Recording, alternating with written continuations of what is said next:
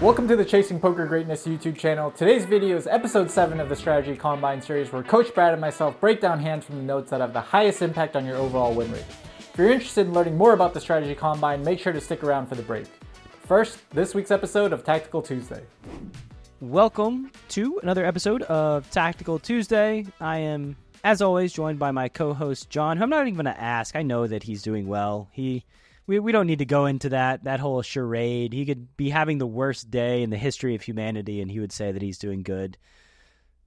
I'm extra excited for today, though. I'm doing extra good today because we're gonna test your bluff catching skills, your multi-way bluff catching skills, and see how you do in these spots. Because last week we talked about, we had some pretty, I don't want to say easy hands, but we had hands that were easier to play because we flopped so well multi-way. This time we're gonna be in a much more uncomfortable situation, and curious to see how you're going to navigate them. All right. Well, let's dive into it.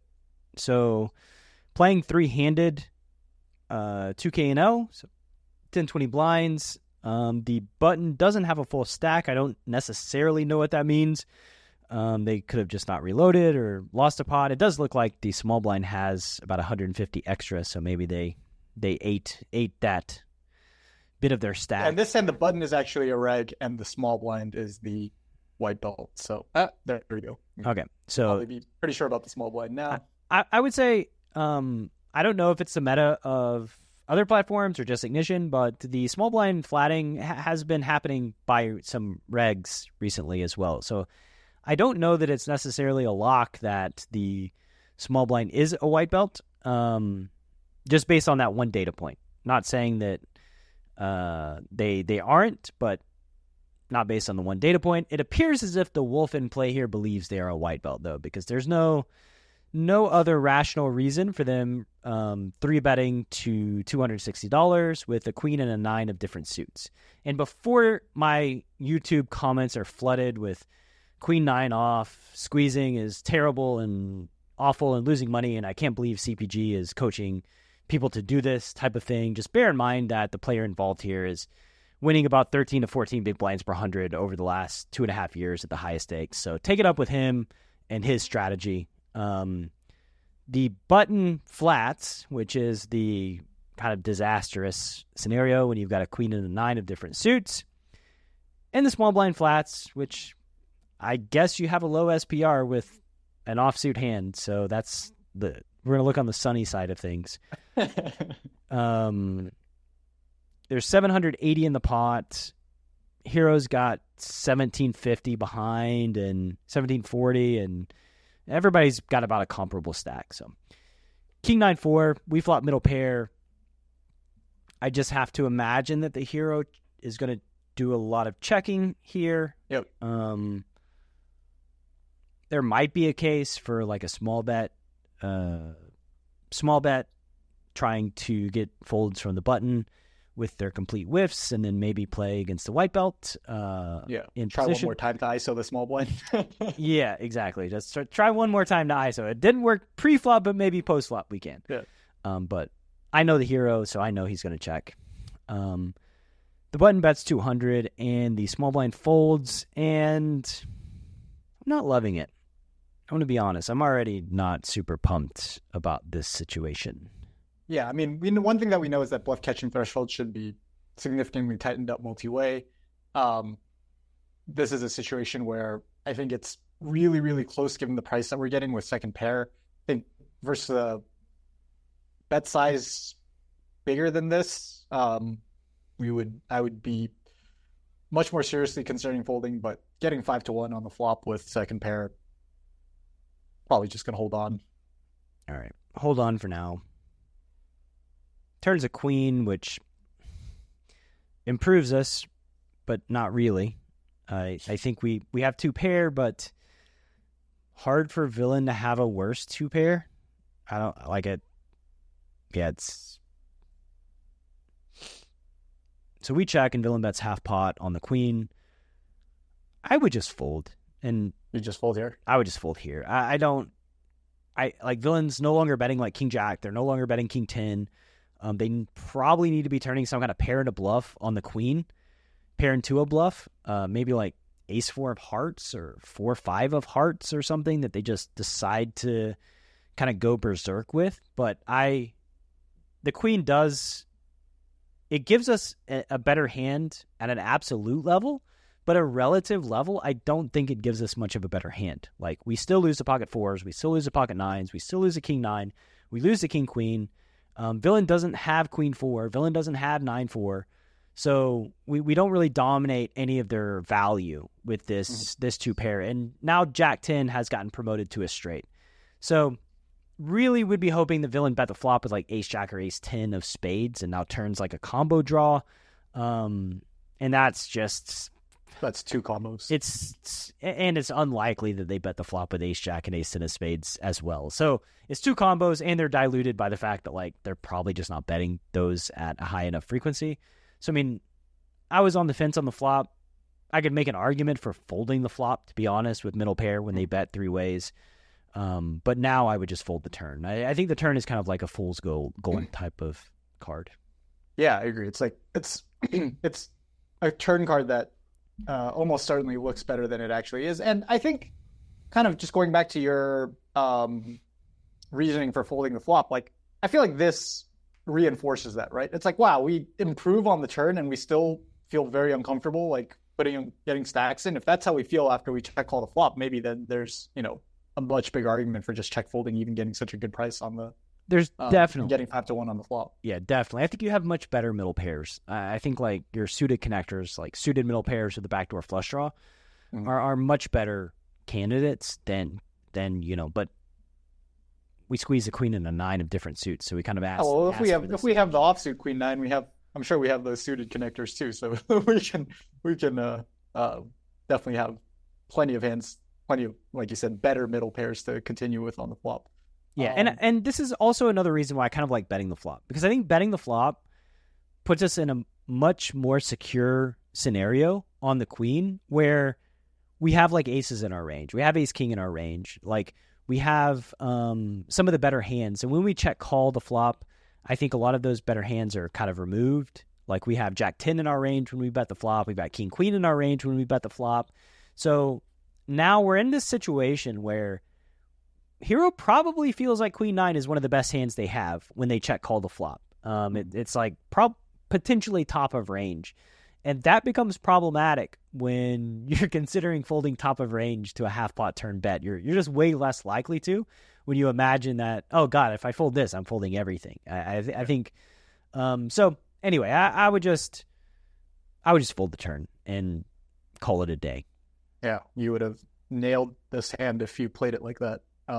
We can just fly through the rest of the action. You get jammed on the river. Now we're getting insane price, and yeah, you would have made a really good fold on the turn instead of getting stacked on the river. Yeah, villain had jack 10, so they turn a gut shot, which is a completely reasonable hand for them to have in this situation. Yep. And like if the villain checked behind the turn, I'd feel really good about value betting the river, right? Because I think like they're gonna have queen jack, they're gonna have queen 10, they're gonna have king jack, they're gonna have king 10. So like them betting the turn, I feel like I'm just screwed with two pair. But if they check behind, then I would feel pretty incredible value betting my two pair. As promised in the intro, here's a closer look at the CPG Strategy Combine. The Strategy Combine is a database analysis tool that will allow you to analyze your game like a professional, identify where you're crushing and where your game needs work, compare yourself at every major node to the best players in the CPG Wolves CFP, see how you stack up versus the top players on our high-stakes team, create an improvement plan based on the specific nodes that most urgently need your attention. Focus your time and energy on the spots that matter the most. Go to chasingpokergreatness.com/CPG Strategy Combine to read testimonials from the beta group as well as register yourself for the next Combine. I hope to see you there.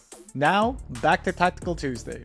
So the cutoff opens to 2 big blinds, playing 2K and L once again. Hero goes ahead and 3-bets to $140.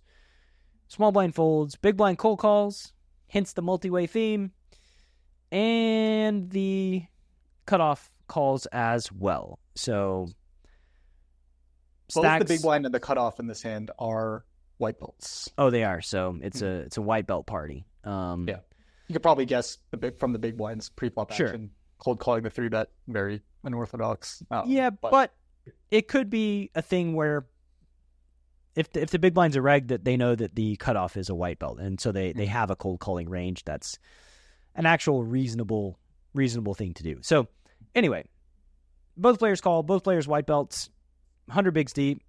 Flop is ace jack 3 with the ace 3 of clubs. We have a nutted gut shot. Big blind checks. The cutoff leads like a quarter-ish. Yeah. They lead 120 into 430. Don't really think there's anything to do other than call. Hero calls. Turn is the 5 of hearts. The cutoff bets 200 into 670.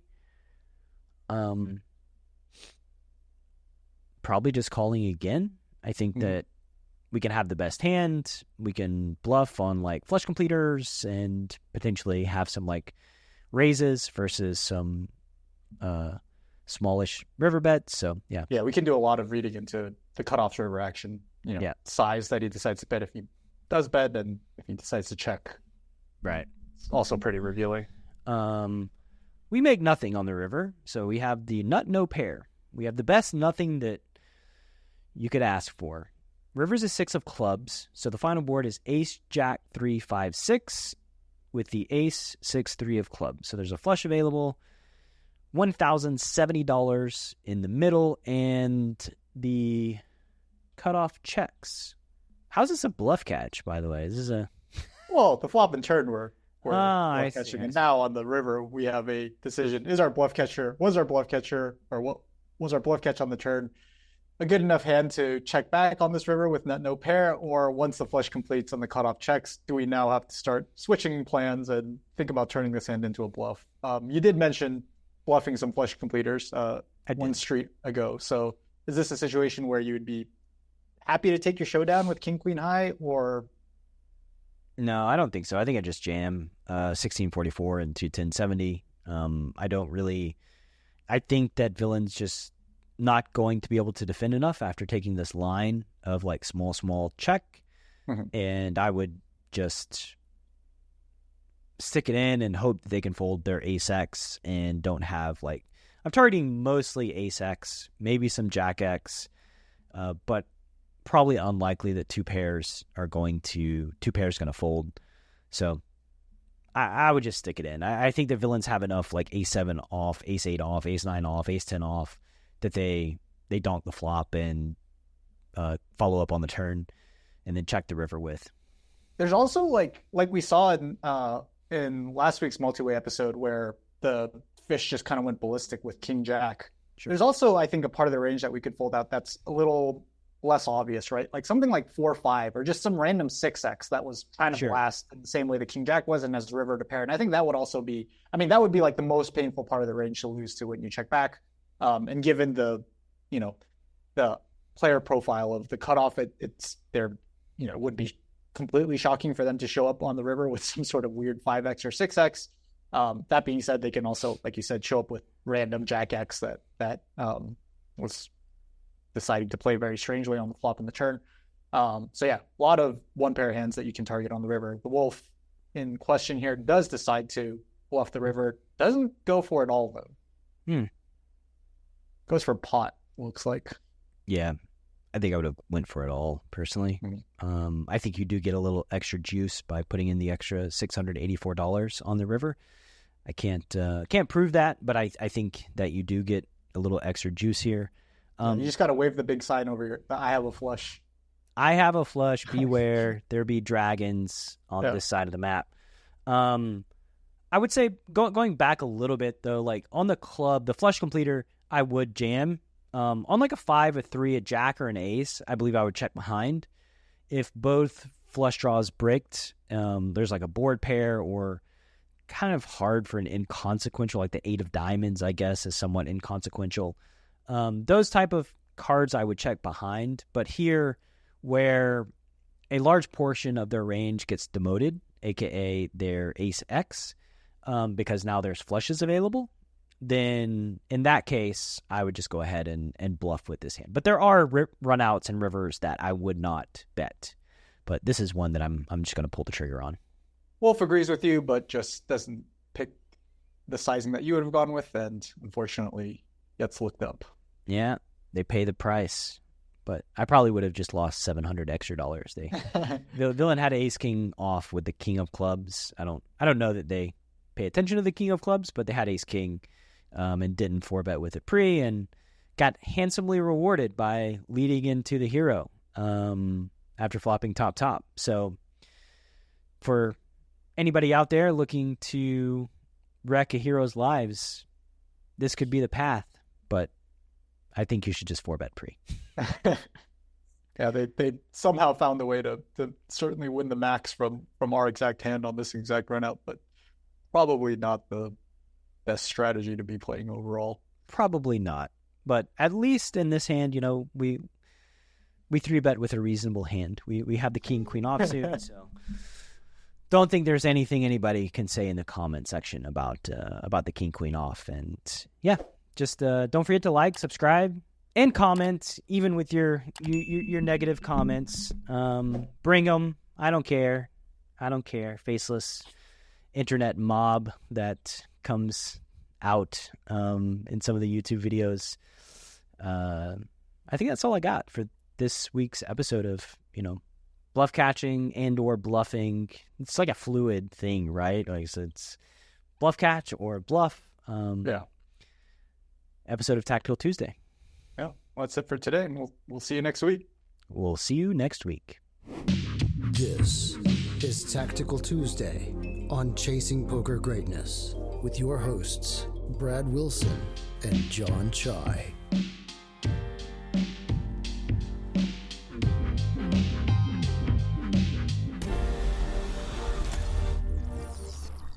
Coach Brad approved. Are you a lone wolf searching for the ultimate pack? The CPG Wolf program is a close-knit brotherhood hell-bent on one thing only: chasing poker greatness. Powered by bleeding-edge wolf strats and led by Coach Brad and his lieutenants, CPG Wolves are systematically prepared for almost any spot they'll encounter on the green felt. If you want to plug into an elite team and have a step-by-step game plan to realize your full poker potential, you can apply at cpgwolves.com. Space is limited, and the pack is only as strong as its weakest member. So only the hungriest, grittiest, and most driven will be accepted into the program. Applications are open at cpgwolves.com.